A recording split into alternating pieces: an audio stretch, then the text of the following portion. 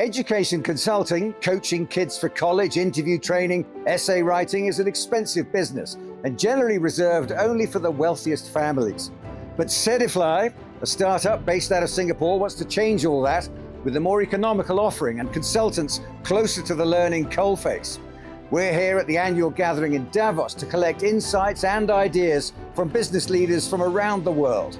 I sat down with the CEO of Sedifly, Joash, to talk about what he calls the democratization of education.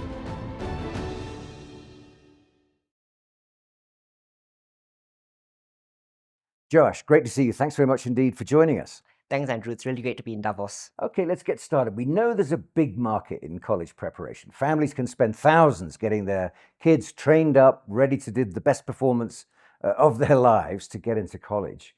Where does Sedifly sit in this playing field? I think that's a great place to start. So Cedifly is a global EdTech firm helping students, the world's most ambitious students, get into colleges. And we mainly help students with three prongs. The first is we help them with their academics. This could be whether they're taking the A-levels, whether they're taking the IB or APs if you're in the US. It could also be helping them build on top of their core curriculum.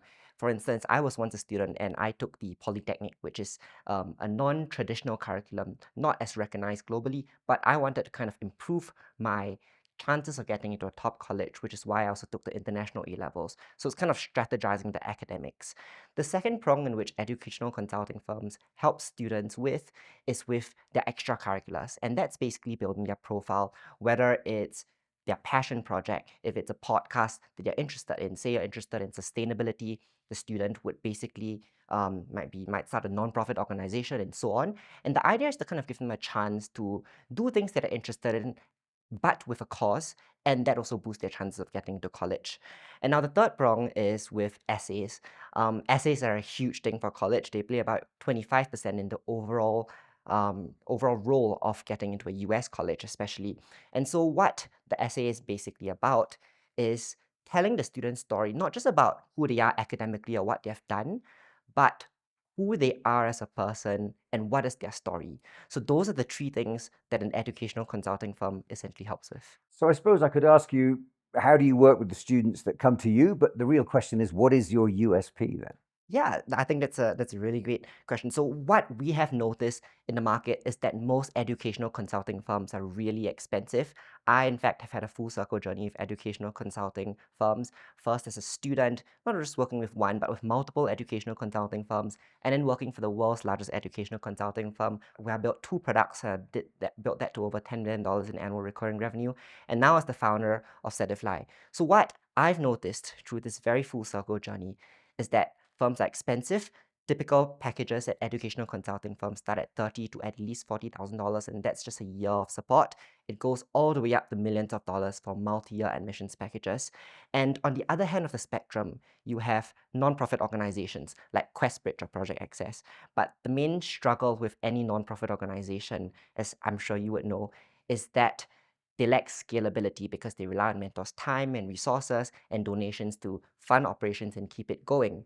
And so Sedifly has noticed this gap in the market. Students who are not served by the traditional educational consultants, as I would call it, but at the same time, they aren't served by nonprofits because they fall out of that income bracket. And so that's what we want to do. And in fact, in a survey we did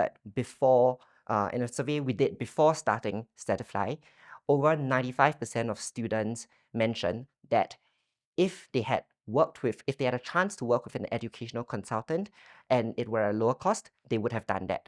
And this is a huge market that we see.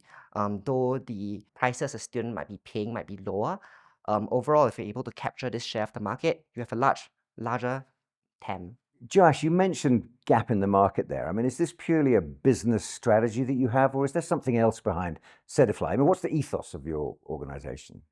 Both, actually. So I think the gap is one thing, but the other is about the purpose of starting the organization. And so when we started Sedifly, we didn't start by building a business. We started with purpose and a problem to be solved. And it was through this very full circle journey in the educational consulting industry that I saw that there was this gap and students didn't have access to these opportunities. And so I would like to think that we are a purpose-driven firm and purpose is embedded in the DNA at the core of what we do. If you take a look at a lot of these other educational consulting firms, they tend to be very sales driven. And what I mean by that is because they operate on commercial terms and they want to scale. So they sell students packages almost like selling a car, like here's a list of 5 different services. These are the prices, buy all of them if you want to get into your dream school. But I think we are taking a different approach to that. It's more of give students the advice they truly need, let them see value in that free advice, and through that, the clients will naturally come. In fact, we did a recent anonymous employee survey, and the employee net promoter score came in at plus 50, which is significantly higher compared to most of our competitors. And I think the reason for that is because our employees truly believe in what they're doing. That's the reason many of our team, our strategists have joined.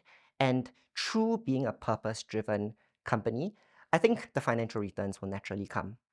A lot of your consultants come from the undergraduate body, is that right?